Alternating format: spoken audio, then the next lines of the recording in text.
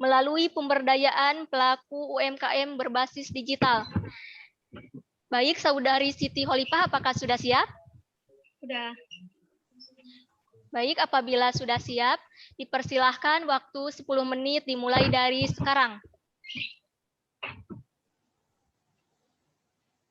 Assalamualaikum warahmatullahi wabarakatuh. Waalaikumsalam warahmatullahi wabarakatuh. Yang terhormat kepada Dewan Juri, Panitia, serta rekan-rekan, izinkan saya Siti Khalifah untuk mempresentasikan hasil esai saya yang berjudul Digma Apps, mewujudkan Indonesia Emas 2045 melalui pemberdayaan pelaku UMKM berbasis digital.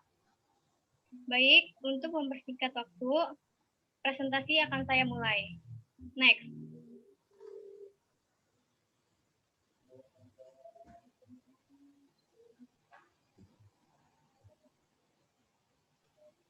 Next. UMKM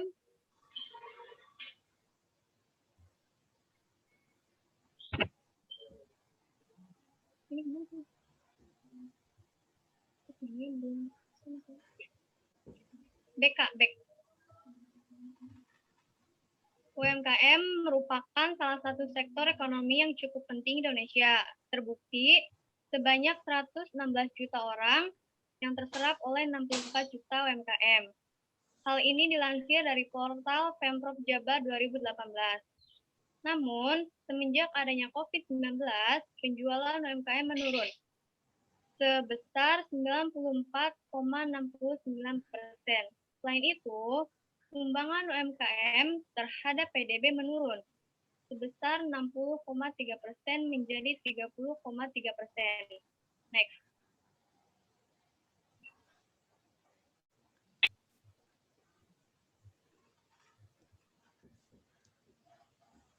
Untuk menghadapi masalah tersebut, pemerintah telah melakukan berbagai program.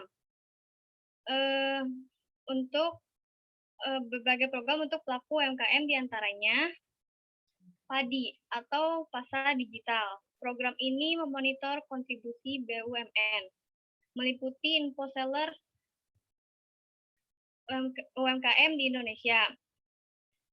Selain itu, laman UKM. Program ini memonitor dan mencari informasi mengenai perkembangan UMKM di Indonesia yang berkaitan dengan pengadaan barang atau jasa pemerintah. Next.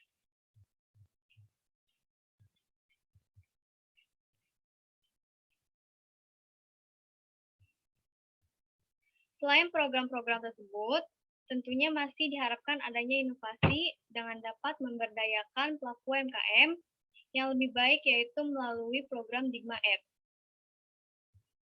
Berikut ini merupakan fitur tampilan awal Digma Apps. Digma Apps, fitur ini sebagai langkah awal bagi pelaku usaha untuk memasarkan produk pada marketplace yang telah disediakan. Sebagai syarat bergabung pada platform Digma, pelaku UMKM akan diminta terkait kepemilikan email, nomor ponsel, nama toko, alamat toko, logo, serta rekening bank. Bisa kita lihat tampilan lanjutan Digma Apps dibagi menjadi 4, yaitu Digma Edu, Digma Finance, Digma Award, dan Digma Sale. Next.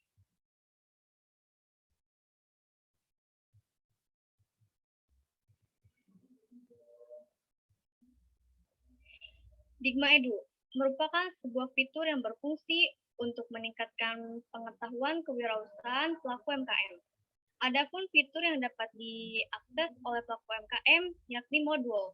Modul yang berisi tentang materi pemasaran, produksi, serta keuangan, video learning, dan webinar. Fitur ini disediakan khusus bagi pelaku UMKM yang diisi oleh para praktisi ataupun akademisi yang telah ditunjuk oleh pemerintah melalui Zoom meeting. Next.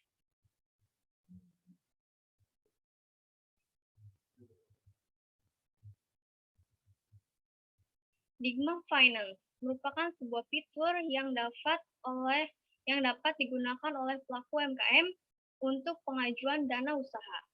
Adapun fitur yang disediakan adalah pengajuan pembiayaan UMKM dan store pinjaman.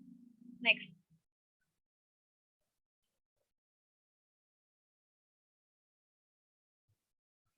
Digma Award merupakan fitur yang disediakan pemerintah untuk memberikan timbal balik bagi pelaku UMKM yang berprestasi dengan mengadakan awarding event.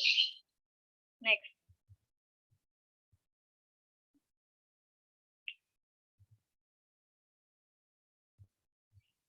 Digma Sale merupakan fitur utama yang dapat digunakan oleh pelaku usaha dalam memasarkan produknya, mencakup penjualan makanan, fashion, pariwisata, serta lain-lain.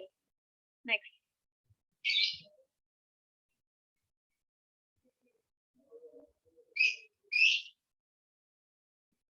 Baik, pihak yang terlibat dalam pemberdayaan UMKM melalui platform Digma Apps. Pemerintah memberi instruksi sebagai pemateri kepada praktisi dan akademisi.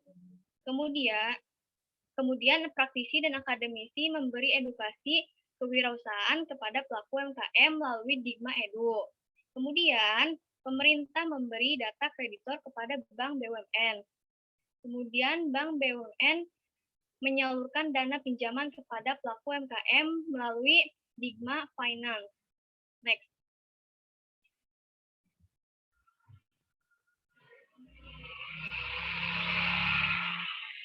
Digma Apps merupakan platform yang dirancang sedemikian rupa bagi pelaku UMKM, meliputi pelatihan, pendidikan, serta pembiayaan yang dirangkum dalam fitur-fitur Digma Edu, Digma Finance, Digma Award, serta Digma Sale. Program ini pun sekaligus membentuk budaya literasi teknologi di kalangan pelaku UMKM dalam rangka menghadapi persaingan digital di era digitalisasi 4.0 dan era industri 4.0. Dan saran bagi pemerintah terus berupaya membuat program-program positif yang mendukung peningkatan kinerja UMKM agar mampu bersaing di era industri 4.0. Dan bagi pelaku UMKM, berani untuk membuka pemikiran baru dan tidak menutup diri untuk melek terhadap teknologi. Serta mulai beralih pada pemasaran secara digital agar mampu bersaing secara global. Demikian presentasi yang dapat saya sampaikan. Kurang lebihnya, mohon maaf. Wassalamualaikum warahmatullahi wabarakatuh. Waalaikumsalam warahmatullahi wabarakatuh. Wah, pemaparan yang sangat baik dan menarik sekali ya dari finalis yang pertama kita ini. Berikan tepuk tangan kepada finalis yang pertama yaitu Saudari Siti Khalifah. Baiklah, dilanjutkan kepada sesi yang selanjutnya yaitu sesi tanya jawab. Kepada Dewan Juri dipersilakan untuk memberikan pertanyaan maupun tanggapannya. Silakan bisa dimulai dari juri yang pertama dahulu, Ibu Linda Marliani. Ya, terima kasih. Selamat pagi, Siti Khalifah. Pagi, Bu. Presentasi yang sangat menarik untuk kami ya, dan ini juga mungkin memerlukan nanti peran generasi muda untuk memulai Digma Apps ini. Nah, hanya yang ingin saya mungkin ini pertanyaan ya yang harus dijawab oleh Siti Khalifah. Nah, sampai dengan saat ini banyak para pelaku UMKM di dalam pemasarannya itu masih menggunakan pemasaran yang bersifat manual ya. Nah, menurut saudara, langkah apa yang harus dipersiapkan oleh para pelaku UMKM maupun oleh pemerintah untuk memulai step by step sampai dengan para pelaku UMKM ini bisa menggunakan Digma Apps ini? Ya, silakan. Baik, terima kasih Ibu atas pertanyaannya. Silahkan bisa langsung dijawab oleh Saudari Siti Khalifah. Baik, sebentar.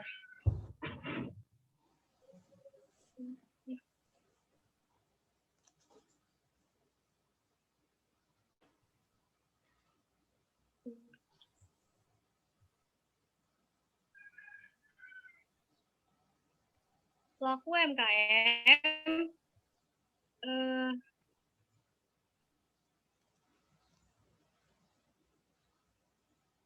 Nggak usah grogi, Neng, santai aja. Tadi kan saudara bisa menjelaskan dengan santai, dengan lugas, ya jangan grogi. Ini anggap aja kita hari ini kita sharing ya, bukan pertanyaan yang ingin seolah-olah menjatuhkan atau bagaimana, tidak. Tapi ini sekedar sharing supaya kita juga tahu wawasan generasi muda dalam rangka mewujudkan Digma Apps itu seperti apa sih menurut pendapat generasi muda.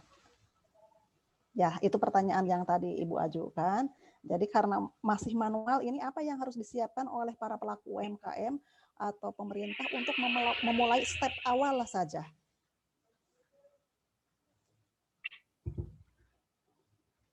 Baik, bakal saya jawab. Terima kasih. Pelaku UMKM dapat belajar dengan terus belajar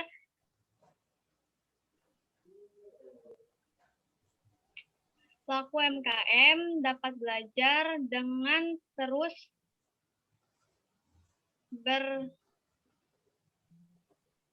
pelaku UMKM dapat belajar dan terus belajar mempelajari teknologi secara berkelas.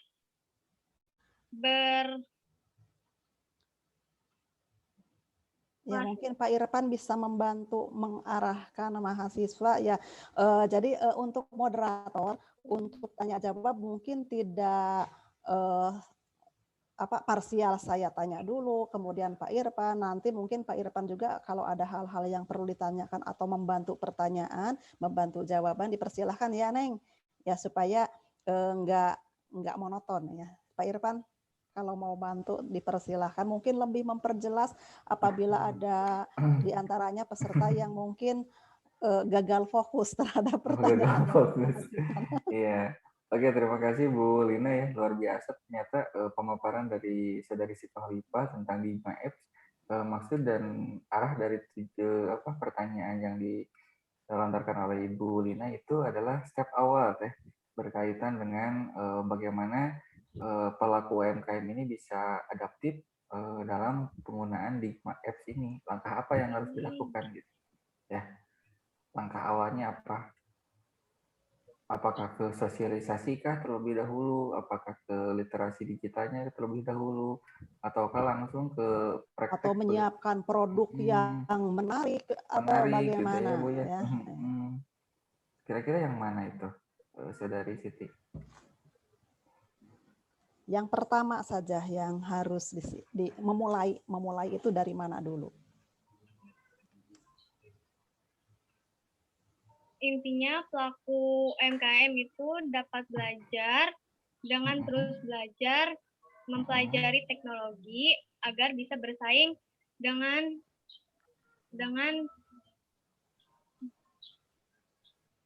baik. Oke. Contohnya seperti di Lazada, seperti itu. Oke, ya berarti diferensiasinya antara Lazada dengan Digma Apps ini apa perbedaannya?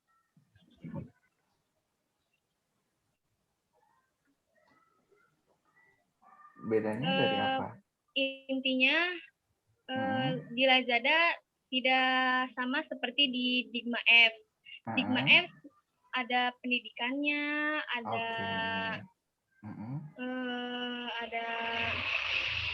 pembiayaannya, jadi seperti itu. Oke ya. Oke, Digma Apps ini milik pemerintah di bawah naungan siapa? Kemenkraf kah atau apa? Yang buat aplikasinya siapa? Yang membuat aplikasi Digma Apps ini? Maaf Pak, putus-putus boleh diulang? Yang membuat aplikasi ini punya siapa? Digma Apps ini punya siapa? Punya pemerintahnya punya siapa? Kementerian Nantinya Koperasi? punya pemerintah Pak. Oh, punya pemerintah. Di bawah naungan siapa itu, Neng? Jadi ini rancangan. Oh, baru rancangan. Iya. Oke, belum di itu ya? Belum di launching ya? Belum. Baru rancangan ya? Oh, belum. Kayak pantesan saya cari-cari di Play Store barusan nggak ada gitu maksudnya ya. Oke. Oke, mungkin silakan Ibu dilanjut.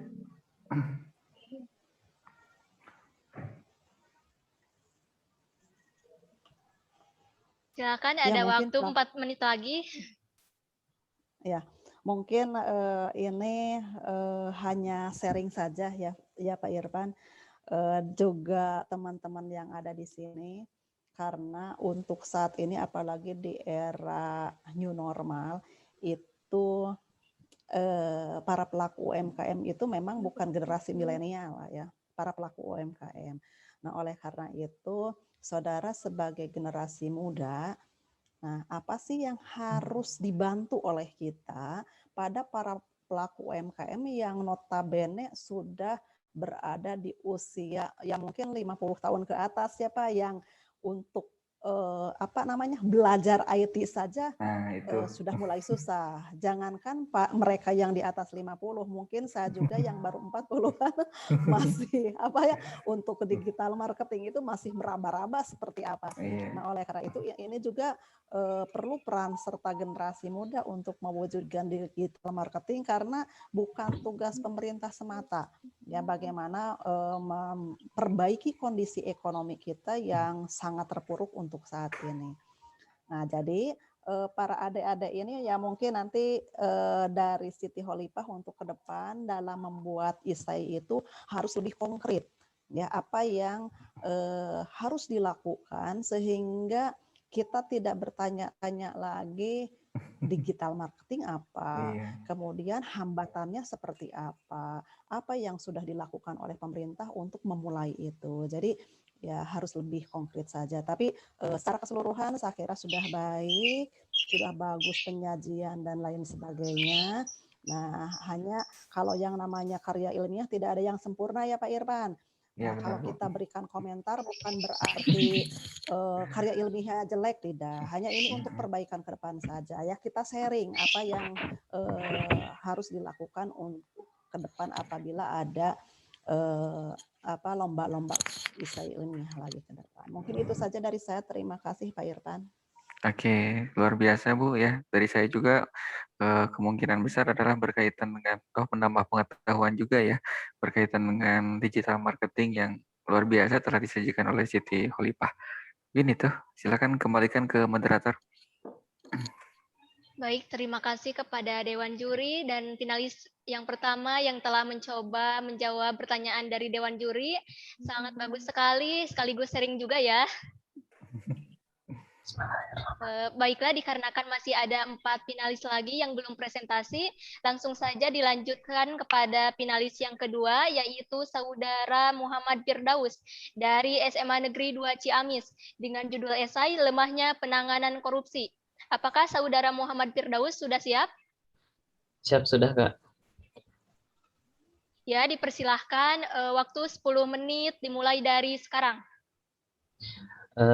Assalamualaikum warahmatullahi wabarakatuh.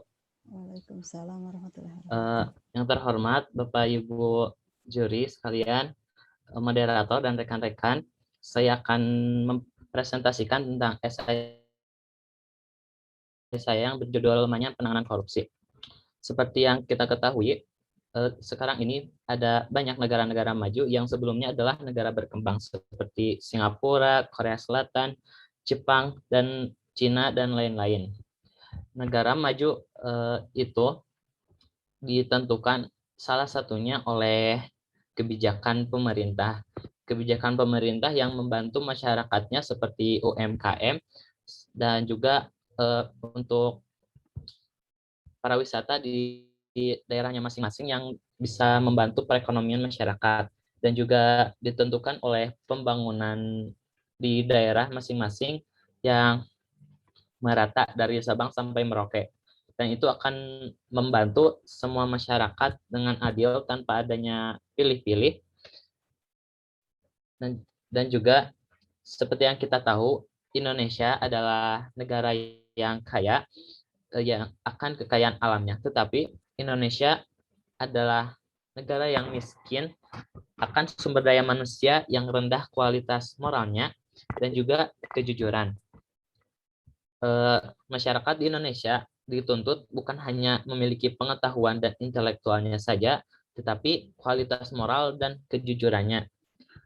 Dan kasus korupsi di Indonesia itu ironisnya banyak dilakukan secara kolektif oleh anggota legislatif dengan dalih studi banding, THR, pesangon, dan lain-lain yang berada di luar batas kewajaran. Hal ini bisa kita lihat dari kasus-kasus yang ada seperti korupsi PT Asuransi Jiwasraya yang menurut BPK Indonesia memiliki kerugian hingga triliunan rupiah. Dan juga ada korupsi suap Jaksa Pinangki, suap ekspor benih lobster yang sangat disayangkan sekali karena benih lobster itu jika sudah bertahun-tahun kan akan menjadi lobster yang dewasa, dan harga benih lobster dengan lobster dewasa itu sangatlah berbeda. Dan jadi jika kita menyimpan benih lobster itu dengan baik, tidak diekspor, maka ketika kita menjual lobster dewasa itu, kita akan mendapatkan keuntungan yang sangat banyak. Dan juga ada suap Menteri Sosial atas bantuan sosial COVID-19 yang kita harus pertanyakan di mana hati nurani beliau. Hal ini membuktikan bahwa ada beberapa orang yang bekerja di pemerintah yang memiliki rendah kualitas moralnya dan juga kejujurannya. Di balik korupsi ini ada juga kasus-kasus lain seperti pungli. Pungli biasanya terjadi di pelabuhan, objek wisata, sektor pelayanan publik, pusat pembelanjaan. Hal ini bisa meresahkan masyarakat karena mengganggu dan juga mengambil hak-hak masyarakat. Dan juga Indonesia itu takut menjadi seperti negara lain yang tadinya negara maju atau negara berkembang yang sekarang malah menjadi negara miskin karena kasus korupsi seperti di Somalia, Afghanistan, Sudan, dan Kenya. Jadi sekarang separah apa sih korupsi di Indonesia? Menurut ICW atau Indonesia Corruption Watch, tahun 2020 Indonesia memiliki 1.298 terdakwa kasus korupsi. Dan Indonesia merugi sebesar 56,7 triliun rupiah dari hasil korupsi, dan juga ada 322,2 miliar dari hasil suap. Uang pengganti yang mereka berikan kepada Indonesia itu hanya sebesar 19,6 triliun rupiah, dan juga denda hanya sebesar 156 miliar rupiah. Menurut logikanya, uang rugi yang Indonesia dapatkan itu tidak sebanding atau tidak terbayar dari hasil korupsi mereka. Seharusnya kita mendapatkan timbal balik dari denda dan pengganti itu yang sama atau melebihkannya seperti 2 kali lipatnya atau lebih. Kenapa? Karena jika Indonesia menerapkan dengan uang pengganti dan denda dengan 2 kali lipat, maka koruptor akan kesusahan, dan juga calon-calon koruptor yang lain yang belum melaksanakan korupsi pasti akan berpikir 2 kali ketika tahu bahwa uang pengganti dan denda harus berkali-kali lipat. Dan yang ironisnya, hukuman pidana badan di Indonesia terhadap koruptor itu sangatlah ringan. Rata-rata mereka dihukum pidana badan sebanyak 3 tahun 1 bulan. Dan kita bisa mengambil kebijakan-kebijakan dari negara lain yang sudah sukses memberantas korupsi. Yang pertama dari segi hukuman. Kita bisa mengambil hukuman mati bagi para koruptor, tetapi jika tidak, kita mengambil kebijakan yang lain seperti dari Selandia Baru tentang kejahatan apapun yang masyarakat mereka lakukan, pasti mereka akan didenda 14 juta rupiah, itu minimal. Dan juga dari Singapura, suap jika masyarakatnya ada yang melakukan suap meskipun hanya Rp20.000 saja, mereka sudah pasti akan dihukum penjara dan juga didenda 1 miliar. Sepertinya kebijakan seperti ini jika diterapkan di Indonesia akan berpengaruh besar karena pasti semua orang akan takut dengan hukuman yang seperti ini. Dan juga cara memberantasnya dari segi pemerintah, yang pertama kita bisa mereka setiap bulan itu harus melakukan musyawarah minimal 1 kali sebulan untuk mungkin membicarakan tentang hal-hal yang mereka lakukan selama sebulan, dan juga hal yang pentingnya mereka harus terang-terangan tentang pengeluaran apa saja yang mereka keluarkan selama 1 bulan itu agar tidak ada kejanggalan dan juga tidak ada celah bagi para koruptor. Dan juga nomor 2, ada setiap pegawai itu harus ya mungkin untuk naik jabatan itu karena prestasi, bukan jadi agar para pegawai itu berlomba-lomba untuk menjadi yang terbaik ketika bekerja. Dan juga yang ketiga ada dari segi instansi. Di Indonesia sudah memiliki KPK atau Komisi Pemberantasan Korupsi. Nah, KPK ini seharusnya bisa diperkuat lagi, diperbagus lagi. Intinya KPK itu harus mendominasi agar fokus dalam memberantas kasus-kasus korupsi. Dan yang kedua ada diberi perlindungan bagi para PNS atau siapa saja yang ingin melapor tentang hal kejanggalan di instansi mereka. Dan yang keempat ada dari segi lainnya, jadi karyawan atau calon-calon karyawan itu harus diuji dulu sebelum masuk agar tahu mana yang milik negara dan mana yang milik mereka sendiri. Dan juga yang kedua diberi pelatihan anti korupsi. Jika Indonesia menerapkan kebijakan-kebijakan tersebut, mungkin Indonesia di tahun 2045 akan menjadi Indonesia emas. Terima kasih, sekian presentasi dari saya. Baiklah, terima kasih kepada finalis yang kedua. Sangat menarik sekali ya pemaparan mengenai lemahnya penanganan korupsi. Berikan tepuk tangan kepada finalis yang kedua, yaitu Saudara Muhammad Firdaus. Terima kasih. Dilanjutkan dengan sesi tanya jawab. Dipersilahkan kepada Dewan Juri untuk memberikan pertanyaan maupun tanggapan. Silakan bisa dimulai dari Bapak Irfan terlebih dahulu. Baik, terima kasih ya. Harusnya senior terlebih dahulu ya, Bu Lina ya. Enggak apa-apa, silakan saja Pak. Oke ya, untuk Saudara Muhammad Firdaus tentang lemahnya penanganan korupsi ya, khususnya secara makro di Indonesia. Tapi yang saya ingin tanyakan itu adalah berkaitan dengan korupsi secara mikro ya. Nah, bagaimana sih langkah awal dalam pengenalan pendidikan anti korupsi kepada generasi milenial, khususnya ya anak-anak SMA ataupun SMK lah di Ciamis tentunya ya. Menurut Firdaus seperti apa? Silakan. Izin menjawab. Menurut saya peran di sini juga peran Kementerian Pendidikan juga harus ikut berkontribusi dengan menerapkan mungkin kurikulum atau pelajaran dari kecil, dari SD yang ringan-ringan seperti bagaimana hak apa yang bisa kita ambil dan bukan diambil, dan juga ketika menuju tingkat SMP dan ke SMA itu diberi pelajaran tentang moral kita agar kita tidak terjerumus ke dalam korupsi. Jadi pemerintah, Kementerian Pendidikan juga sangat berkontribusi penting di dunia persekolahan. Oke, tapi Firdaus tahu nggak motif terbesar ketika seseorang itu melakukan korupsi itu apa sih sebenarnya? Korupsi itu yang intinya kan ingin mengambil uang lebih.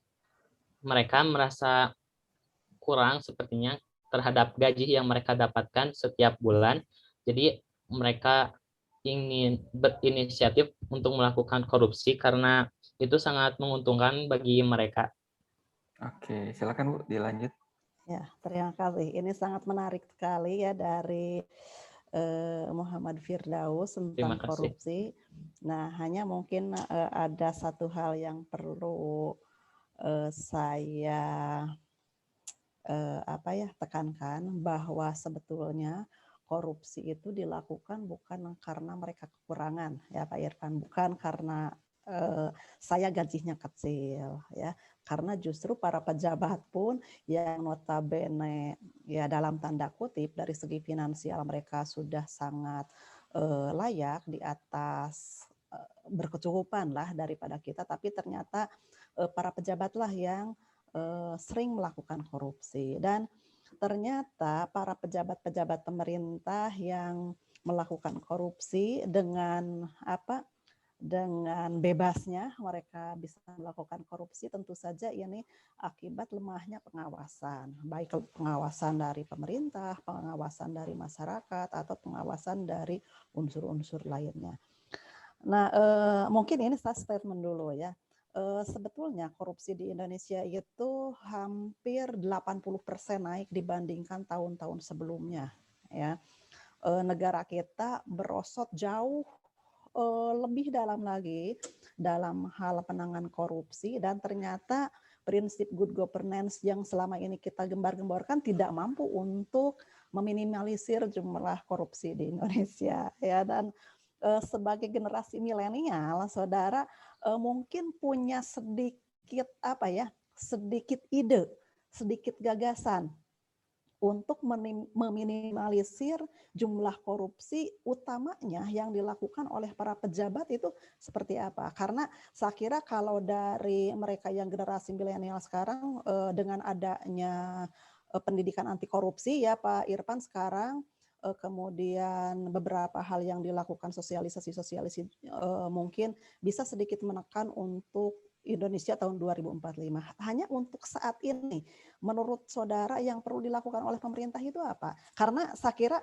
hukuman mati, hukuman gantung tidak mampu ya, karena kita bukan negara Islam ya, bukan negara yang begitu saja bisa menghukum para koruptor dengan hukuman mati, karena memang harus ada undang-undang yang dibuat dulu, dan mungkin untuk membuat undang-undangnya pasti sangat lamban untuk menciptakan undang-undang itu. Nah, itu saja pertanyaannya yang menurut pendapat saudara, ide saudara untuk menanganinya saat ini saja, untuk meminimalisir seperti apa? Sebenarnya susah karena yang melakukan korupsi itu kebanyakan berada di tingkat jabatannya itu tinggi. Ya. Jadi mereka semua punya koneksi banyak terhadap banyak. Jadi ide saudara saja. Kalau saya kira kalau berbuat dengan tindakan nyata, jangankan saudara, mungkin para pejabat yang ada di atas pun masih tidak bisa berbuat apa-apa. Hanya mungkin ide saja, gagasan saudara saja, iya teh kudu dikumahakeun gitu.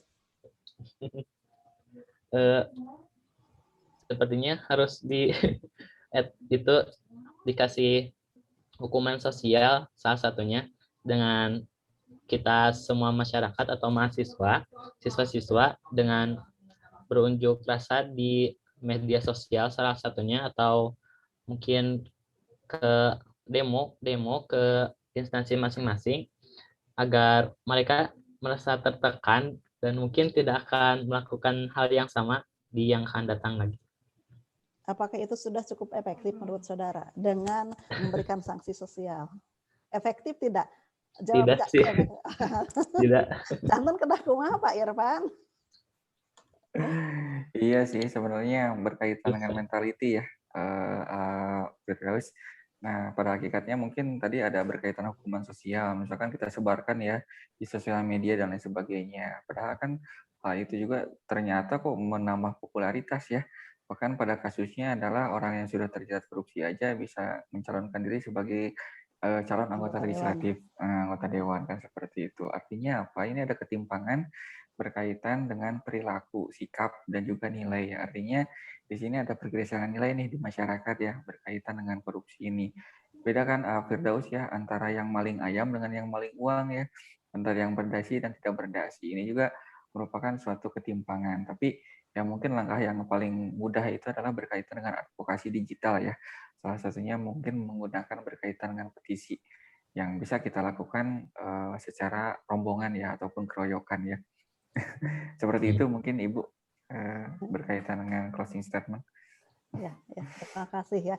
Karena tadi juga saya sudah sampaikan kepada panitia atau teman-teman yang lain yang presentasi hari ini, kita hari ini kan mendengarkan bagaimana penyajiannya, bagaimana saudara bisa memberikan klarifikasi terhadap apa yang ingin kami sampaikan, dan pada dasarnya tidak ada hal yang perlu kami sampaikan sampai dengan mahasiswa merasa tertekan, bukan mahasiswa, maaf ya, peserta merasa tertekan, enggak. Ini kan sharing ya, supaya ya kita sama-sama mendapatkan ilmu, mendapatkan pengetahuan dari apa yang sudah dilaksanakan pada hari ini. Mungkin itu saja cukup ya panitia untuk Saudara Muhammad Firdaus. Terima kasih Bapak Ibu.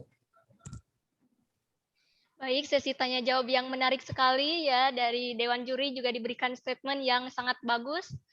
Langsung saja kita lanjutkan kepada finalis yang ketiga, yaitu Saudari Ocha Tria Rahmawati dari SMA Negeri 1 Kawali dengan judul esai Virtual Tour Strategi Digital Marketing untuk Desa Wisata. Baiklah, Saudari Ocha, apakah sudah siap? Ya, dipersilahkan waktu 10 menit bisa dimulai dari sekarang. Assalamualaikum warahmatullahi wabarakatuh. Nama saya Ocha Tria Rahmawati dari SMA Negeri 1 Kawali. Di sini saya akan mempresentasikan esai yang saya angkat dengan judul Virtual Tour Strategi Digital Marketing untuk Desa Wisata. Nah, mungkin di sini rekan-rekan sudah ada yang mengetahui apa itu virtual tour yang sempat dicanangkan oleh Bapak Sandiaga Uno selaku Menteri Pariwisata dan Ekonomi Kreatif.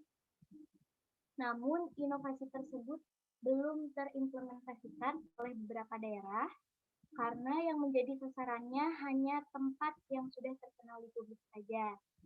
Di sini saya ingin mengusungkan strategi untuk pengimplementasian virtual tour diawali dari tingkat desa atau menjadi virtual tour desa wisata dengan skema yang bisa dibilang cukup terjangkau. Nah, di sini ada 4 pilar menuju Indonesia Emas 2045. Yang pertama, pembangunan manusia dan penguasaan ilmu pengetahuan dan teknologi. Kedua, pembangunan ekonomi berkelanjutan, di mana di dalamnya terdapat poin tentang percepatan industri dan pariwisata. Yang ketiga, pemerataan pembangunan dan terkait dengan pemantapan ketahanan nasional dan tata kelola pemerintahan. Dari keempat pilar tersebut, terdapat poin yang membahas mengenai industri pariwisata. Hal ini menunjukkan bahwasannya sektor kepariwisataan, khususnya jika ditinjau dengan adanya virtual tour, hal itu bisa menjadi salah satu primadona dalam pembangunan industri yang harus terus dikembangkan dalam rangka meningkatkan laju pembangunan nasional. Next. Nah, seperti yang sudah kita semua ketahui, di awal tahun 2019, virus COVID-19 mulai merebak ke seluruh dunia, tak terkecuali Indonesia. Salah satu yang terdampak yaitu industri pariwisata. Hal ini terbukti dengan adanya penurunan jumlah wisatawan akibat kebijakan pemerintah yang membatasi mobilitas masyarakat. Adapun strategi untuk meminimalisir dari keterpurukan kepariwisataan, yaitu dengan adanya virtual tour yang lokusnya dari bawah atau potensi desa yang bisa menjadi peluang untuk diekspos ke publik melalui media virtual. Virtual tour juga bisa menjadi next Kak.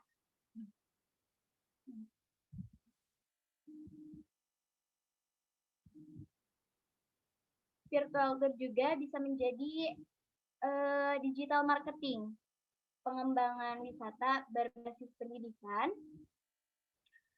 berbasis pedesaan pun akan menggerakkan aktivitas industri dan mencegah urbanisasi masyarakat desa ke kota. Juga dapat mencegah, juga bisa menjadi langkah mitigasi virus COVID. Di sini ada pola virtual tour desa wisata. Yang pertama, virtual tour dapat diakses di web yang dibuat oleh Badan Promosi Pariwisata Daerah. Karena web di sini sangat terjangkau dan mudah diakses oleh masyarakat. Yang kedua, di dalam web tersebut terdapat video trailer sebagai cuplikan-cuplikan dari tempat wisata yang ada di setiap desa tanpa adanya guide yang memaparkan story dari tempat wisatanya. Kemudian, untuk mendapatkan pengalaman yang baru yaitu berwisata melalui dunia maya dan dapat menikmati seluruh pemandangan serta pesona dari setiap objek yang ada di desa wisata, masyarakat harus membeli tiket terlebih dahulu, tentunya dengan harga yang terjangkau. Dan juga terdapat pemaparan histori dari guide dari setiap tempat objek wisata. Dan dapat bertanya langsung apabila ada yang ingin ditanyakan. Platform untuk pelaksanaan virtual tour ini bisa melalui Zoom Meeting ataupun aplikasi virtual lainnya. Tidak hanya itu, dalam virtual tour juga terdapat video yang bisa diakses, yaitu video yang akan mengantarkan wisatawan ke tempat kerajinan, oleh-oleh, atau cenderamata yang menjadi ciri khas daerahnya. Dan itu dapat dipesan melalui online dan diantarkan langsung sampai ke rumah. Dan yang terakhir, setelah kita melakukan virtual tour, guide akan membagikan link kuesioner atau feedback form melalui Google Form kepada peserta. Kuesioner ini sebagai bentuk penilaian peserta terhadap pelaksanaan virtual tour yang sudah dilaksanakan.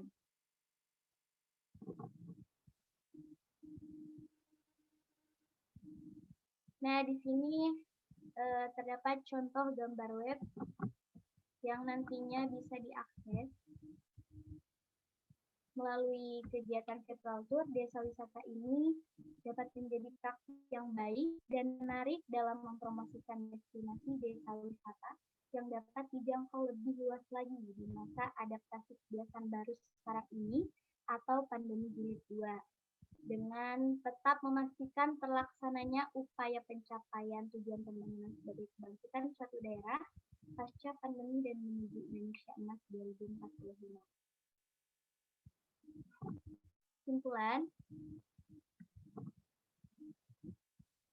teori pemasaran terbaru saat ini yaitu marketing 4.0 yang didorong oleh perkembangan pengetahuan teknologi dan informasi yang memungkinkan proses produksi, pemasaran, distribusi, dan sebagainya menjadi lebih efektif dan efisien.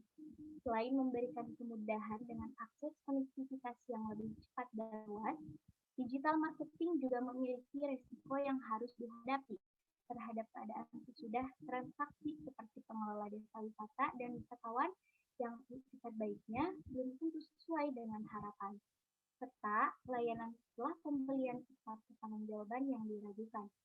Nah, oleh karena itu, dalam virtual tour ini harus mengombinasikan juga antara style dan substance, yang artinya mereka tidak hanya mengedepankan branding yang bagus, tetapi konten yang relevan dengan pelanggan atau menyuguhkan konten yang bagus dan up-to-date.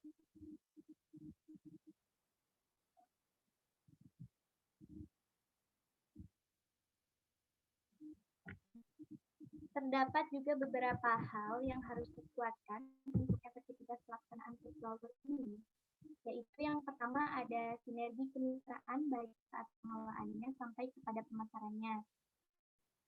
Kemudian regulasi pemerintah daerah, ketersediaan SDM yang kompeten, yang tidak hanya berada pada tataran operasional atau tenaga teknis saja, tetapi juga pada tataran akademisi dan profesional.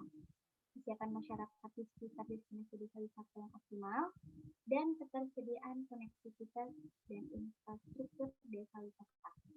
Walaupun virtual tour tidak dapat menggantikan perjalanan wisata yang sesungguhnya, karena adanya berbagai kebijakan yang dikeluarkan oleh pemerintah terkait pembatasan mobilisasi, namun virtual tour ini dapat menjadi strategi dan memberikan harapan bagi para pelaku industri wisata untuk tetap menjalankan perekonomian pariwisata di tengah pandemi.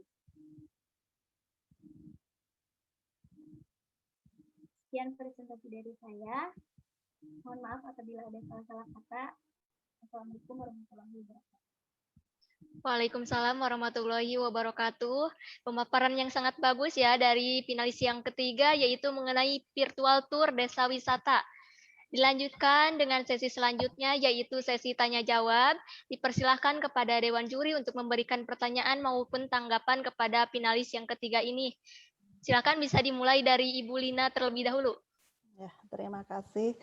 Wah, ini yang sangat menarik sekali ya tentang virtual tour, karena saya dan Pak Irfan hobi tour ya Pak Irfan. Hanya di masa pandemi ini udah kurang lebih 1 tahun kita nggak kemana-mana untuk melakukan perjalanan wisata, dalam tanda kutip perjalanan wisata yang jauh ya. Mungkin kalau ke Pangandaran tiap minggu ya Pak Irfan. Pak Irfan mah tiap minggu, hanya mungkin untuk destinasi-destinasi wisata yang menjadi tujuan wisatawan itu mungkin sekarang sedang terpuruk dengan adanya pandemi COVID ini. Dan mengenai virtual tour, mungkin ini virtual tour ini masih relatif baru dan masyarakat masih belum bisa menerima wisata dengan virtual tour. Ya karena kalau virtual tour siga nonton TV, nya Pak Irfan resep jadi kita tidak bisa merasakan hal yang betul-betul kita berada di lokasi atau di tempat destinasi wisata tersebut. Nah pertanyaannya untuk Otsa, bagaimana sih cara meyakinkan masyarakat bahwa dengan virtual tour ini pun bisa memberikan kepuasan terhadap para wisatawan yang berselancar dengan dunia maya? Bagaimana cara meyakinkannya? Mangga Otsa. Untuk meyakinkannya, mungkin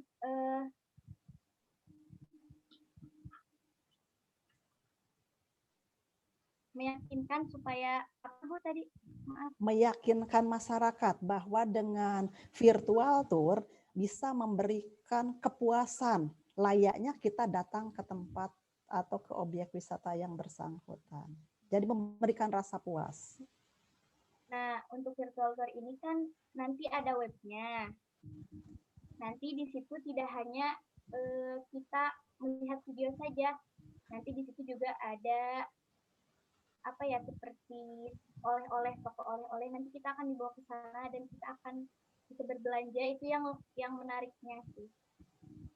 Untuk meyakinkan Otsa, yakinkan Ibu bahwa Bu nggak usah ke Yogyakarta deh. Ibu wisatanya dengan virtual tour saja. Bagaimana Otsa bisa meyakinkan saya bahwa dengan virtual tour Ibu bisa puas berada di Yogyakarta yang melalui dunia maya itu?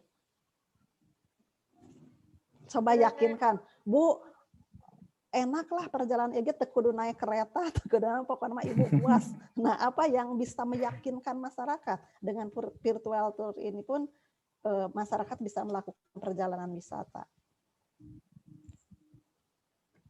Mungkin dari video trailernya yang menarik bisa ke yang ingin melakukan wisata tersebut merasa penasaran gitu, gimana sih virtual tour ini. Dari melihat trailer yang menarik gitu, bisa saja kan saya ingin coba deh virtual tour ini bagaimana dan seperti apa. Mangga Pak Irfan, lanjut. Oke ya, oke dilanjut mungkin berkaitan dengan pertanyaannya adalah ini luar biasa ya tentang virtual tour ini ya, berkaitan dengan strategi digital marketing untuk desa wisata. Nah, cuman tadi kan eh, dengan kondisi masyarakat yang masih belum melek terhadap literasi digital dan tidak semuanya itu istilahnya adalah melek terhadap teknologi. Cuman kalau misalkan menurut pendapat Ocha nih, apakah hal ini bisa diterapkan nggak kalau di Kabupaten Ciamis ini tentang virtual tour ini? Mungkin bisa karena dari yang saya lihat ya, bukan hanya kalangan muda saja, tapi sekarang dari remaja, dewasa, bahkan yang sudah ibu dan bapak juga sekarang sudah memegang gadget. Oke, jadi bisa ya? Kayaknya bisa. Oke, ya, oke, luar biasa ya, karena di daerah Kawali banyak itu ya, destinasi kalau tidak salah ya. Pak Irfan, Iya, tapi iya Bu. kalau saya disuruh virtual tour, saya nggak mau. Kenapa Bu? Nggak ada itunya ya? Nggak Nggak, terasa sensasinya itunya. berbeda. Oke, experience-nya berbeda ya. Ya, makanya saya tanya tadi ke Ocha, bagaimana Ocha meyakinkan saya kalau saya itu bisa melakukan virtual tour juga, bisa memberikan efek kepuasan untuk melakukan liburan. Gitu. Tapi ya, baiklah, setidaknya Ocha sudah menjawab pertanyaan saya ya. Terima kasih. Oke ya, luar biasa ya. Itu mungkin ya, Ocha ya. Jadi ada sisi ada sisi hambatan mungkin ya berkaitan dengan implementasi nanti virtual tour ya, karena paradigma daripada masyarakat kita belum sepenuhnya mengarah kepada hal yang bersifat digital ya, karena experience-nya berbeda kalau kata Bu Lina seperti itu ya. Kalau melihat barang A mungkin tidak bisa disentuh, tidak hanya bisa dilihat aja ya Bu ya. Jadi dunia maya seperti itu Bu ya. Oke ya, terima kasih. Silakan dikembalikan kepada moderator. Baik, terima kasih kepada finalis yang ketiga telah mencoba menjawab pertanyaan dari Dewan Juri. Langsung saja kita lanjutkan kepada finalis yang keempat, yaitu ada Saudari Nurrahma Ashari dari SMK Negeri 3 Bandung. Dengan judul esai, Peran Ekonomi dan Generasi Emas Bangsa dalam Memulihkan Indonesia Pasca Pandemi dan Mewujudkan Indonesia Emas 2045. Silakan kepada Saudari Nurrahma Ashari, apakah sudah siap? Sudah, Teh. Ya, dipersilahkan. Waktu 10 menit dimulai dari sekarang. Assalamualaikum warahmatullahi wabarakatuh. Perkenalkan, nama saya Nurrahma Ashari dari SMK Bandung. Yang terhormat, Dewan Juri dan kakak-kakak panitia, juga rekan-rekan, mohon maaf sebelumnya saya tidak membuat PowerPoint. Saya akan memaparkan tentang esai saya yang berjudul Peran Ekonomi dan Generasi Emas Bangsa dalam Memulihkan dan Membangkitkan Indonesia Pasca Pandemi, serta untuk mewujudkan Indonesia Emas 2045. Ada 3 poin penting yang akan saya highlight di esai saya. Yang pertama, strategi Indonesia dalam memulihkan dan membangkitkan Indonesia pasca pandemi ini hingga terciptanya Indonesia Emas 2045. Pandemi COVID-19 atau Coronavirus Disease 19 seperti diketahui sampai saat ini masih belum berakhir dan telah melumpuhkan berbagai sektor seperti ekonomi, transportasi, perdagangan, pendidikan, bahkan sampai kesehatan. Ini tidak terus dibiarkan jatuh oleh pemerintah, maka dari itu pemerintah memberlakukan AKB atau adaptasi kebiasaan baru untuk memulihkan keadaan. Dan pemerintah pun yakin dengan adanya inovasi serta kreativitas, Indonesia dapat segera pulih karena Indonesia juga kaya akan sumber daya alam dan sumber daya manusianya. Dibarengi dengan pemanfaatan teknologi yang semakin baik dan semakin maju, itu akan menjadi modal utama untuk Indonesia dapat segera bangkit. The World Trade Organization atau WTO telah memperkirakan sebesar 32% volume perdagangan global menurun akibat pembatasan sosial akibat pandemi ini. Lalu untuk memulihkan keadaan,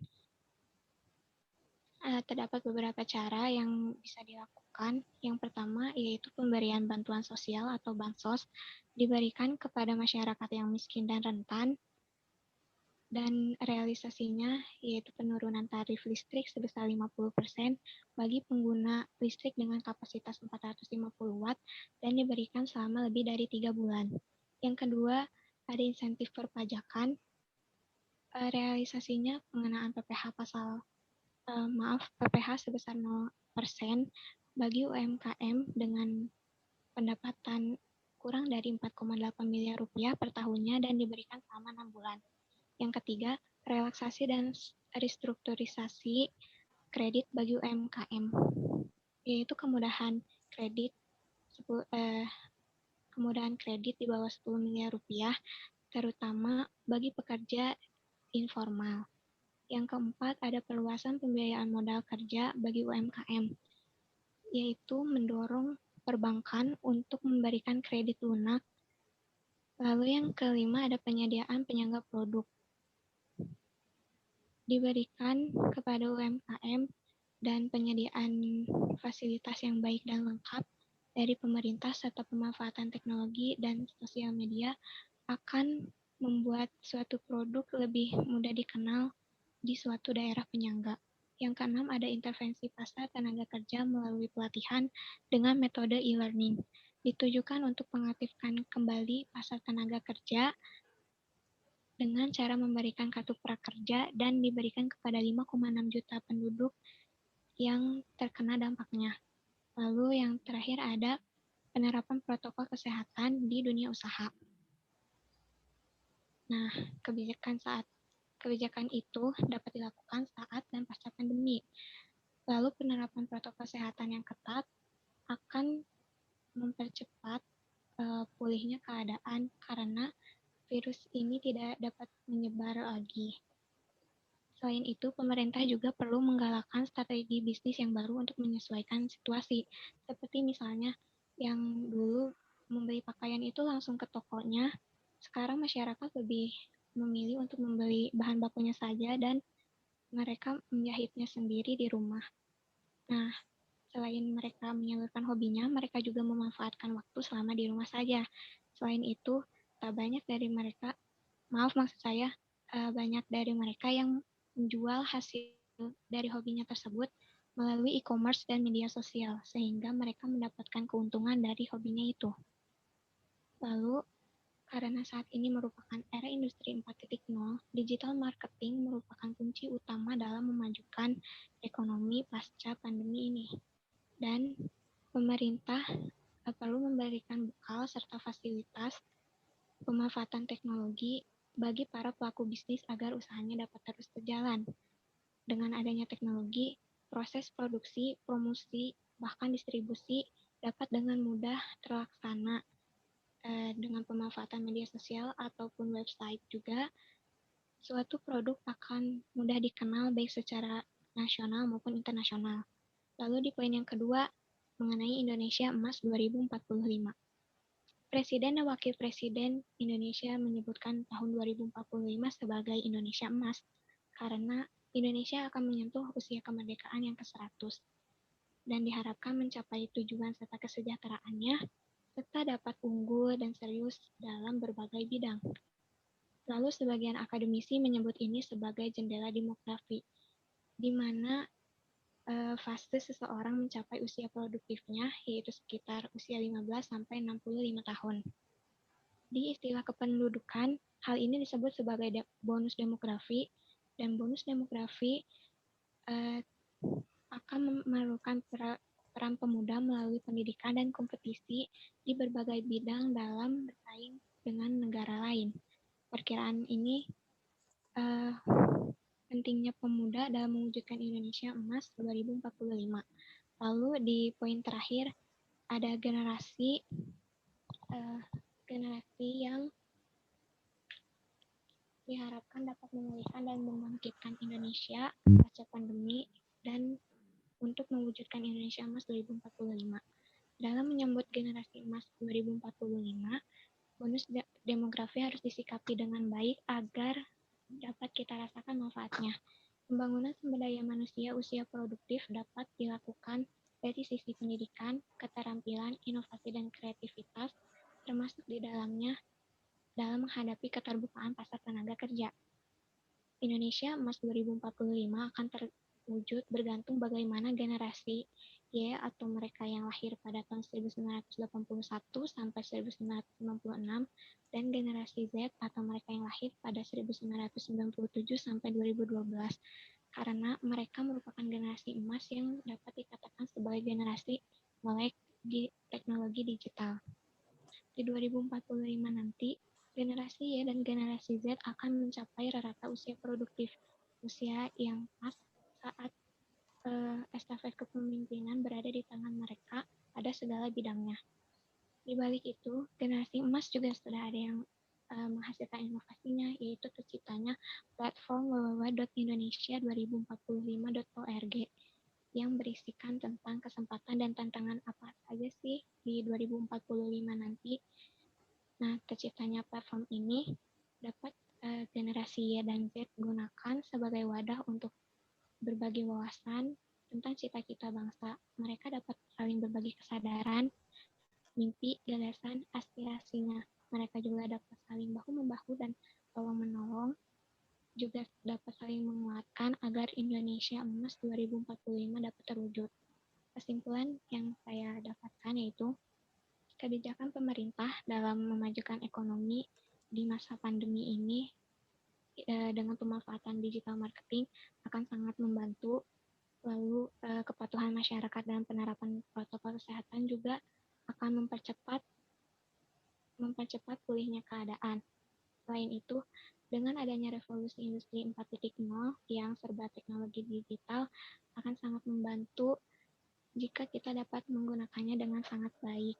Lalu, inovasi dan kreativitas juga akan sangat dibutuhkan dan kita dapat melakukannya seperti misalnya dengan mengasah soft skill atau mempelajari hal yang baru. Dan itu akan menjadi modal kita saat pasca pandemi ini juga agar terwujudnya Indonesia Emas 2045. Sekian pemaparan dari saya. Mohon maaf apabila terdapat kesalahan. Terima kasih banyak. Wassalamualaikum. Waalaikumsalam warahmatullahi wabarakatuh. Terima kasih kepada finalis yang keempat, yaitu Saudari Nur Rahma Ashari. Berikan tepuk tangannya terlebih dahulu. Baiklah, dilanjutkan dengan sesi selanjutnya, yaitu sesi tanya-jawab. Silakan kepada Dewan Juri untuk memberikan pertanyaan maupun tanggapan kepada finalis yang keempat ini. Dipersilakan, bisa dimulai dari Bapak Irfan terlebih dahulu. Baik, terima kasih moderator. Oke, untuk pertanyaannya hanya sedikit ya berkaitan dengan pandemik ini. Ditakutkan corona ini menjadi endemik di Indonesia. Nah, bagaimana sih peran generasi emas bangsa Indonesia ini sebagai usaha untuk resiliensi ya, atau istilahnya lah bagaimana nih generasi emas ini menangkap peluang dan tantangan ketika corona ini ada. Kira-kira seperti apa gambarannya untuk Nur Rahma? Izin menjawab, untuk tantangan menurut saya terutama maksud saya terutama di bidang pendidikan. Dari yang sebelumnya selalu tatap muka atau belajar offline, ini tiba-tiba dalam jaringan atau online. Dan ini akan... Mohon maaf pada Saudari Nur Rahma, suaranya bisa diperjelas terlebih dahulu. Oh ya, maaf Kak, gimana? Udah jelas? Lebih didekatkan lagi earphone-nya. Sekarang gimana? Oke, jelas. Oh ya, menurut saya untuk tantangannya, yang pertama dari segi pendidikan, dari yang sebelumnya sekolah offline, tiba-tiba sekolah online, itu ada kayak culture shock-nya gitu, terutama untuk anak-anak yang mungkin akan kesulitan dalam penggunaan smartphone. Terus kan anak-anak tidak selalu didampingi oleh orang tuanya, karena sebagian orang tua juga ada yang bekerja. Takutnya anak-anak malah menyalahgunakan penggunaan smartphone tersebut. Lalu kurangnya disiplin. Kalau di pembelajaran online saya rasa kurang disiplin karena yang biasanya sekolahnya itu harus pergi pagi, pulang sore menggunakan seragam, lalu tiba-tiba diam di rumah saja, anak-anak malah sekolahnya ada yang leha-leha atau yang sambil rebahan, sambil makan, kayak gitu. Lalu di segi ekonomi, banyak juga UMKM yang bahkan tutup akibat pandemi ini karena adanya pembatasan sosial. Lalu di sektor pariwisata juga banyak wisata yang tutup karena khawatir dengan semakin lonjaknya penyebaran virus ini. Mungkin segitu saja, Pak. Oke, silakan Bu Lina dilanjut. Ya, terima kasih. Mungkin saya memberikan tanggapan terlebih dahulu terhadap Nur Rahma Ashari ya, Neng. Apa ya, untuk judul memang tidak ada yang salah dalam hal judul, hanya karena di sini kita akan berbicara tentang bagaimana peran generasi muda, ya sebaiknya judulnya itu bukan peran ekonomi, tapi peran generasi muda dalam memulihkan ekonomi bangsa. Jadi bukan peran ekonomi ya. Jadi kalau kita berbicara tentang peran itu kan berbicara tentang tugas. Ya, kalau berbicara tentang tugas bukan berbicara tentang tugas ekonomi, tapi tugas generasi muda, generasi bangsa. Jadi mungkin nanti bisa diperbaiki dari segi judul, tapi ya nggak apa-apa lah. Saya maklum karena masih belum berbicara tentang metode penelitian ya Pak Irfan. Bagus lah ini ya, itu sedikit harus diperbaiki. Seperti tadi yang disampaikan oleh Nur Rahma, memang betul ya bahwa generasi Y dan Z di tahun 2045 itu adalah generasi emas.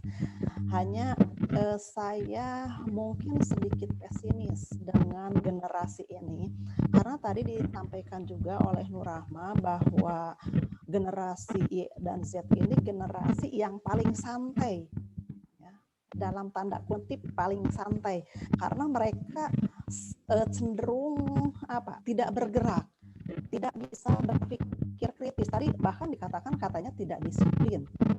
Ya, kalau untuk mencapai generasi emas tahun 2045 bahan bakunya saja sudah seperti ini, bagaimana bisa mencapai generasi emas di tahun 2045? Ya karena kan segala sesuatunya juga berasal dari bahan baku, bahan bakunya bagus, hasilnya juga bagus. Bahan bakunya kurang bagus, hasilnya juga kurang bagus. Ini secara teori, ya secara teori. Tapi mungkin di lapangan mungkin ada perubahan-perubahan dalam perjalanan menuju itu.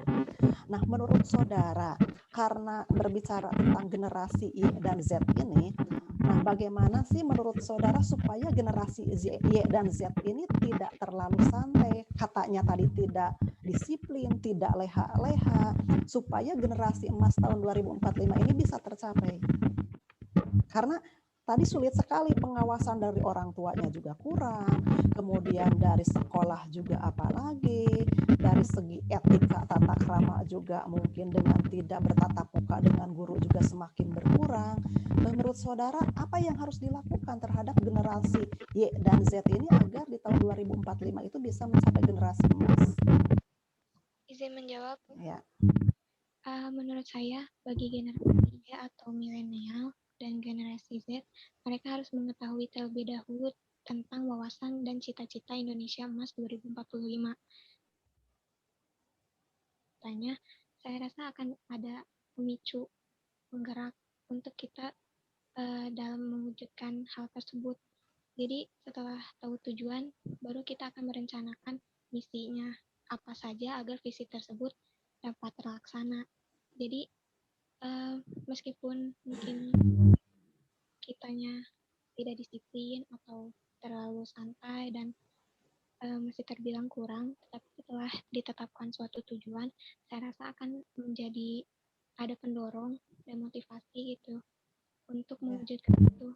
Dan itu juga perlu kesadaran sih.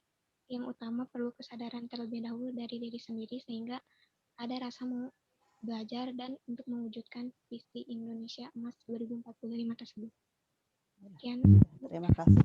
Susah loh untuk memberitahu apa tujuan dan cita-cita Indonesia terhadap generasi Z ini ya, karena jangankan ke generasi Z, ke generasi X dan Y saja itu sangat susah untuk menyampaikan cita-cita negara kita itu mau dibawa ke arah mana. Tapi baiklah ya, saya memberikan apresiasi terhadap saudara sudah menjawab pertanyaan saya, dan saya ucapkan terima kasih atas jawaban dari pertanyaan yang sudah saya ajukan. Pak Irfan, pilih layar terlihat maju. Oke ya, luar biasa Saudari Nur Ahmad. Yang paling penting adalah bagaimana mensosialisasikan tentang tujuan Indonesia ke depannya seperti apa. Ya, karena berkaitan dengan virus corona ini jangan hanya sebagai isu yang bersifat politis dan lain sebagainya, tetapi hal ini bisa dijadikan pijakan untuk adanya peluang di balik daripada musibah seperti ini. Terima kasih Nur Ahmad, luar biasa. Silakan moderator. Baik, sesi tanya jawab yang sangat menarik ya mengenai peran generasi emas, dan terima kasih kepada finalis yang keempat yaitu Saudari Nur Ahmad telah menjawab pertanyaan dari Dewan Juri dengan baik. Dilanjutkan kepada finalis yang terakhir atau finalis yang kelima, yaitu ada Saudara Fauzan Sebastian Ramadan dari SMA Negeri 1 Kawali dengan judul esai Kekuatan Industri Pariwisata sebagai Pijakan Menuju Indonesia Emas 2045. Baiklah, Saudara Fauzan, apakah sudah siap? Siap. Baik, dipersilahkan waktu 10 menit bisa dimulai dari sekarang. Perkenalkan, saya Fauzan Sebastian Ramadan dari SMA Negeri 1 Kawali. Di sini saya ingin mempresentasikan judul esai saya yang berjudul Kekuatan Industri Pariwisata sebagai Pijakan Menuju Indonesia Emas 2045. Di mana judul tersebut terinspirasi dari pidato Presiden pada pembukaan HIPMI yang menyebutkan bahwa kekuatan kita di Indonesia sebenarnya di industri pariwisata. Lalu untuk agenda pada hari ini yaitu ada pendahuluan, isi, dan kesimpulan. Selanjutnya, akibat adanya pandemi COVID-19 yang sedang melanda dunia membuat berbagai sektor kehidupan manusia terhambat sehingga terjadi kemunduran total di berbagai bidang. Contohnya pada bidang pariwisata yang menyebabkan pemerintah Indonesia harus mengambil beberapa tindakan tegas. Selanjutnya,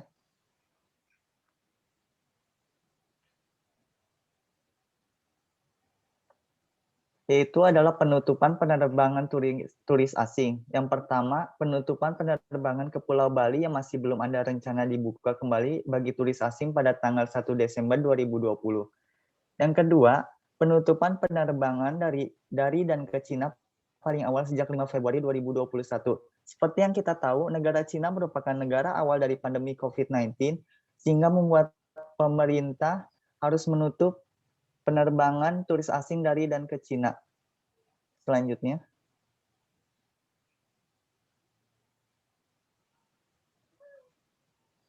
dampak dari penutupan penerbangan turis asing membuat kerugian pemasukan pemerintah melalui pariwisata turis asing dari Cina merosot sekitar 38,2 triliun. Jika setahun diperkirakan merugi sekitar 54,6 triliun. Yang kedua, penurunan turis asing dari berbagai penjuru dunia pada 0,6 ribu kunjungan. Sedangkan pada bulan April 127,5 ribu kunjungan. Selanjutnya.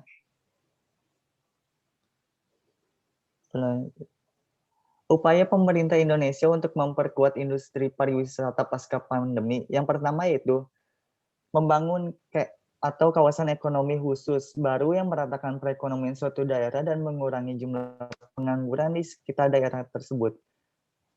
Dikarenakan industri pariwisata memiliki efek berganda seperti yang dijelaskan pada UU nomor 10 tahun 2009 pasal 14 oleh Wahab 2003 dan Argutasvili dan Tbilisi pada tahun 2018. Yang kedua adalah mempromosikan beberapa destinasi wisata yang ada di Indonesia melalui akun Instagram @kemenparekraf.ri. Selanjutnya, pemerintah juga telah mengusung adanya program WFD atau Work from Destination dan Virtual Tour, di mana WFD ini bisa memberi kesempatan bagi para wisatawan untuk bekerja di destinasi wisata yang telah dipilih. Dan virtual tour yang dilakukan pemerintah dilakukan melalui YouTube Pesona Indonesia, dan sama seperti yang kita lakukan sekarang, yaitu dengan cara menggunakan aplikasi Zoom. Yang keempat, perpanjangan visa wisatawan mancanegara hingga 5 tahun dan memperpanjang waktu tinggal turis asing di zona hijau menjadi 60 hari. Memperpanjang waktu tinggal turis asing di zona hijau tadinya hanya 30 hari, namun diubah pemerintah menjadi 60 hari dengan syarat destinasi wisata tersebut berzona hijau dan angka vaksinasi dan masyarakat yang berada di daerah tersebut juga telah divaksin mencapai angka 70%. Dan kesehatan, keamanan, dan kelestarian lingkungan. Selanjutnya,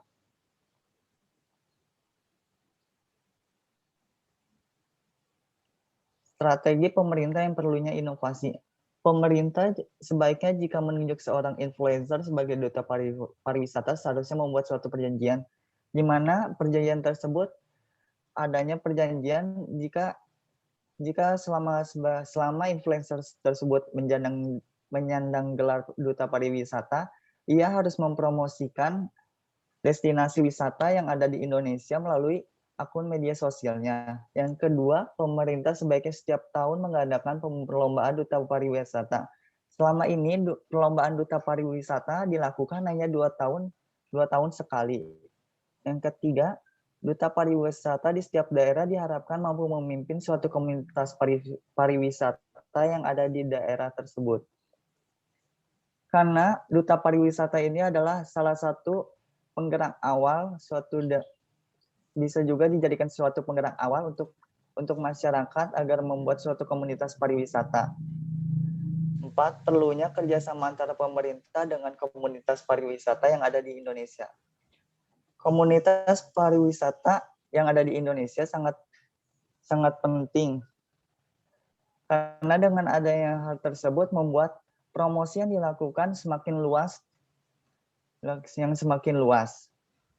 Selanjutnya,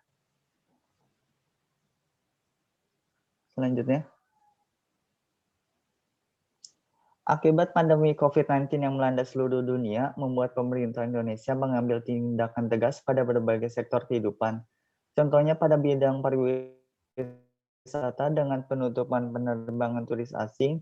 Hal tersebut membuat Indonesia merugi sehingga membuat pemerintah harus berputar otak untuk mengupayakan industri pariwisata pasca pandemi COVID-19, yaitu dengan mempromosikan destinasi wisata melalui akun Instagram @kemenparekraf.ri, program WFD, virtual tour, penguatan 3K, kebersihan, kesehatan, keamanan, dan 1KL, yaitu kelestarian lingkungan.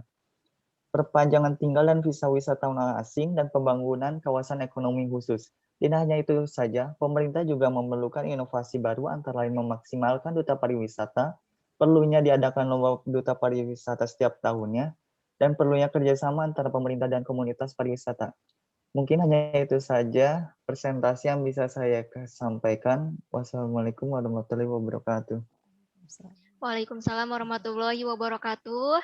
Terima kasih kepada finalis yang kelima, yaitu Saudara Fauzan, pemaparan yang sangat baik mengenai kekuatan industri pariwisata. Berikan tepuk tangan terlebih dahulu. Baik, dilanjutkan dengan sesi selanjutnya, yaitu sesi tanya-jawab. Kepada Dewan Juri dipersilahkan untuk memberikan pertanyaan maupun tanggapan kepada finalis yang kelima ini. Dipersilahkan bisa dimulai dari Ibu Lina terlebih dahulu. Ya, terima kasih Saudara Fauzan. Ini juga isu yang sangat menarik sekali buat saya tentang bagaimana membangun industri pariwisata di pasca pandemi COVID ini, karena sebagai bentuk urusan khusus pemerintah, salah satunya adalah bagaimana kita mendatangkan pendapatan daerah itu terutama dari sektor wisata, bukan hanya di kota-kota besar saja, sampai ke desa pun itu dituntut bagaimana desa itu bisa menambah pendapatan asli desa melalui sektor pariwisata. Oleh karena itu sekarang banyak digembar-gemborkan tentang desa wisata, ya apalagi untuk destinasi-destinasi wisata yang memang sudah memiliki brand image yang baik di mata dunia. Nah, namun demikian masa pandemi COVID ini bukan hanya saja industri pariwisata yang kecil, industri pariwisata yang besar pun itu mengalami penurunan. Dan untuk kedepannya saya ingin mendengar argumen saudara tentang apa sih kekuatan dan kelemahan dari industri pariwisata yang kita miliki, sehingga industri pariwisata di masa mendatang setelah pandemi COVID ini bisa bangkit kembali. Silakan.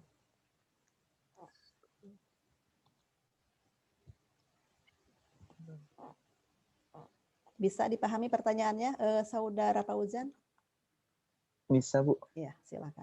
Kalau menurut saya, jika kekuatan industri pariwisata Indonesia yang kedepannya itu adalah itu adanya standar kebersihan yang menjadi, karena ketika sudah COVID pasti ada wisatawan asing atau wisatawan domestik yang masih meragukan, yaitu meragukan kebersihan, kesehatan, dan keamanan. Tiga hal tersebut haruslah menjadi kekuatan bagi industri pariwisata Indonesia untuk kedepannya. Lalu untuk kelemahannya yaitu adalah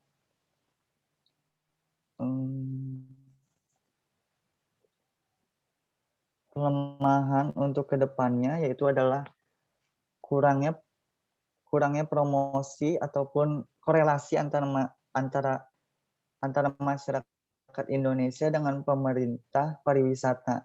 Itu yang masih menjadi kelemahan, karena seperti yang kita tahu, untuk komunitas pariwisata untuk bekerja sama dengan pemerintah harus melalui beberapa syarat yang sangat merepotkan. Dan hal tersebut membuat beberapa komunitas pariwisata terpisah-pisah. Komunitas pariwisata ya komunitas pariwisata, pemerintah ya pemerintah.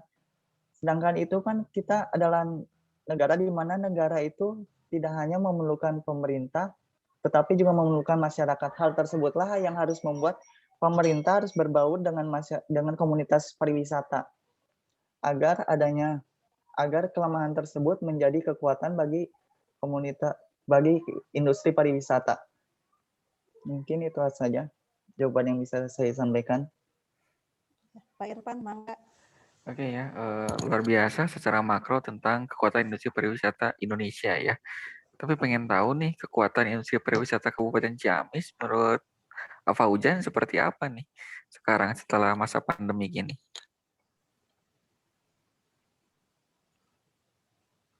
Kekuatannya apa? Menurut saya Ya, boleh pribadi aja, secara pribadi aja kan orang Kawali asli ya. Ciamis berarti ya. Bukan, jadi kalau kekuatan bukan orang Bekasi. Oh, Bekasi. Dari mana? Orang Bekasi. Oh, Bekasi, Bu. Bekasi. Oh, Bekasi. Sekolahnya di mana sekolahnya Pak Wajan? Di Kawali. Oh. Tapi orang tua asli Ciamis. Oh, orang tua asli Ciamis. Sehingga sekolah asli Bekasi, sekolah di sini mungkin ya, Bu ya. Iya. Ya mungkin Ciamis untuk Pak Wajan mungkin masih belum belum tereksplor ya mengenai Ciamis. Ya bolehlah yang lebih umum saja. Hanya mungkin saya sedikit memberikan tekanan tadi untuk Pak Wajan mengenai kekuatan. Kekuatan itu bukan yang akan kita capai nanti, tetapi yang saat ini dimiliki sebagai bentuk perwujudan bahwa di tahun yang akan datang atau di masa depan inilah yang akan menjadi kekuatan sehingga industri pariwisata ini tidak mati gitu. Ya benar. Nah, itu yang tadi juga ditanyakan oleh Pak Irfan. Ya silakan Fauzan. Untuk kekuatan industri pariwisata yang ada di Ciamis, yaitu adanya promosi yang dilakukan oleh masyarakatnya yang datang ke destinasi wisata yang ada di Ciamis. Saya juga secara pribadi tahu ada industri pariwisata di Ciamis itu karena adanya beberapa promosi yang dilakukan oleh seseorang ataupun komunitas seperti Karang Taruna mungkin yang ada di daerah tersebut juga bisa. Ini itu saja. Oke, ya luar biasa. Tapi satu mungkin yang tadi kan kekuatan ya sebagai pijakan menuju Indonesia Emas 2045. Kalau secara pandangan nih generasi milenial kan apa hujan ya, generasi alfa tentunya kayaknya ya, lahir tahun 2000 sini ya. Yang diinginkan wisata di Indonesia itu seperti apa sih selain 3K dan lain sebagainya tadi yang disebutkan, yang menjadi experience-nya lebih mungkin ya, yang bisa dirasakan oleh generasi milenial ini, konsep pariwisata seperti apa sekiranya yang bisa diinginkan oleh generasi milenial ini seperti apa? Kalau boleh tahu ya. Jika menurut pendapat pribadi saya, yaitu adanya konsep pariwisata yang modern, yang belum ada di suatu daerah. Karena dengan ada konsep pariwisata yang modern, itu secara tidak langsung menarik perhatian bagi wisatawan turis asing maupun wisatawan turis domestik. Karena dengan misalnya dengan apa ya, dengan konsep pariwisata modern, adanya teknologi baru membuat suatu industri pariwisata menjadi lebih fresh, lebih segar untuk dilihat. Oke ya, terima kasih ya gambarannya ya. Ini sedikit aja Bu wawancara, karena FISIP nanti arahnya ke desa wisata katanya ya. Iya. Tapi begini ya, ini sharing ya, Saudara Fauzan, yang namanya industri pariwisata, hal yang penting juga ada yang disebut dengan atraksi wisata. Karena memang atraksi wisata ini hal yang paling ditunggu oleh wisatawan karena momen-momen itu kan tidak datang tiap hari, tiap bulan. Ya misalkan tahu Panjalu, Fauzan? Panjalu tahu. Nah, ada acara nyangku itu cuma 1 tahun sekali loh, dan itu biasanya yang diburu oleh wisatawan. Karena tidak setiap bulan itu ada acara nyangku, atau di daerah-daerah lain yang sudah memiliki atraksi wisata seperti Dieng dengan acara cukur rambut gimbalnya ya, atau misalkan Jember dengan JFW-nya, Jember Fashion Week ya, yang di jalanan yang model-model di jalan ya sepanjang itu memang atraksi wisata ini yang sangat menarik untuk suatu destinasi wisata, dan kebanyakan di daerah-daerah itu belum memiliki ciri khas tentang atraksi wisata. Nah, mungkin itu yang perlu dikembangkan oleh pemerintah daerah, karena pada dasarnya saya kira tiap daerah pun memiliki ciri khas masing-masing ya mengenai atraksi wisata, dan itu mungkin yang perlu dikembangkan oleh pemerintah. Peran generasi muda juga harus menggali semaksimal mungkin apa saja hal-hal unik yang perlu ditampilkan dalam suatu destinasi wisata sehingga bisa lebih menarik para wisatawan yang lain. Di Dieng tiap bulan Juli Agustus ada salju, itu kan yang diburu oleh wisatawan.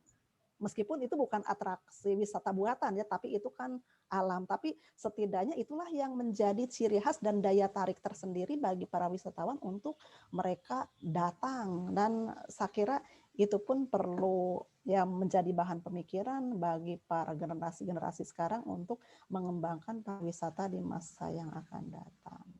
Ya mungkin itu statement dari saya mengenai presentasi Pak Wajan, karena saya kira menarik sekali ya bagaimana kita membangun kekuatan industri pariwisata pada saat atau pasca pandemi COVID-19 ini. Ya, terima kasih. Kalau nggak Pak Irfan boleh dilanjut. Oke ya, luar biasa ke semua finalis ya tentang esai ini, dari mulai berbicara tentang digital marketing, pariwisata, bahkan berkaitan dengan korupsi, dan mudah-mudahan ini akan menjadi gambaran bahwasanya generasi ini adalah generasi ilmiah ya. Nah, generasi yang luar biasa dan punya potensi, dan mudah-mudahan nanti berlanjut ke hal-hal yang sifatnya positif. Oke, mungkin terima kasih. Kami kembalikan kepada moderator. Baik, terima kasih kepada finalis yang kelima, yaitu Saudara Faujan telah menjawab pertanyaan dari Dewan Juri dengan baik, dan pembahasan yang sangat menarik sekali jika berbicara mengenai industri pariwisata ya. Alhamdulillahirobbil alamin, kelima finalis pada kompetisi esai telah memaparkan esainya. Sebelum acara ini ditutup, dipersilahkan kepada Dewan Juri apabila ada yang ingin ditambahkan kembali.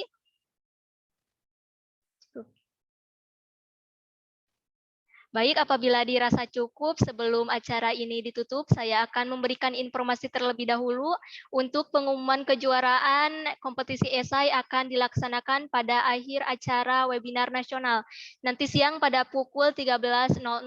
Oleh karena itu, kami mengajak kepada seluruh finalis untuk mengikuti serangkaian kegiatan webinar nasional nanti siang sampai dengan selesai.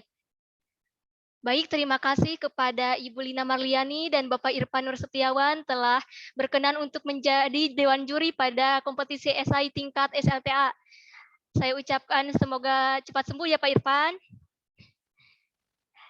Baik, terima kasih juga kepada seluruh finalis yang telah bergabung dan berpartisipasi dalam acara ini. Saya selaku moderator pamit undur diri, mohon maaf apabila ada kesalahan dan kekurangan. Wassalamualaikum warahmatullahi wabarakatuh.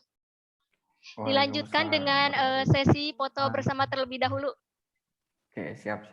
Baik, bisa bergaya terlebih dahulu. Saya hitung mundur ya, 3, 2, 1. Sekali lagi ya, acungkan jempolnya. 3, 2, 1. Baik, terima kasih banyak. Selamat berjumpa kembali nanti siang di acara webinar nasional. Terima kasih banyak kepada semuanya. Semoga sehat selalu. Terima Oke, kasih, Kak. semuanya terima kasih juga.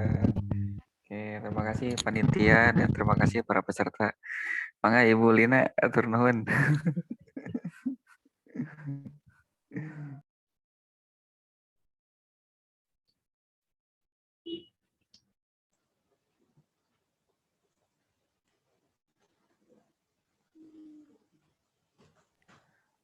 Oke, panitia mungkin untuk penilaian ya. Nanti ini disatukan juri 1 dengan juri 2 atau bagaimana nanti?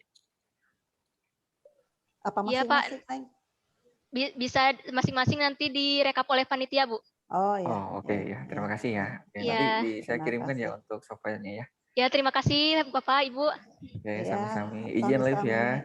Ya, Nuhun silakan. ya, Terima kasih Neng. banyak. Ya.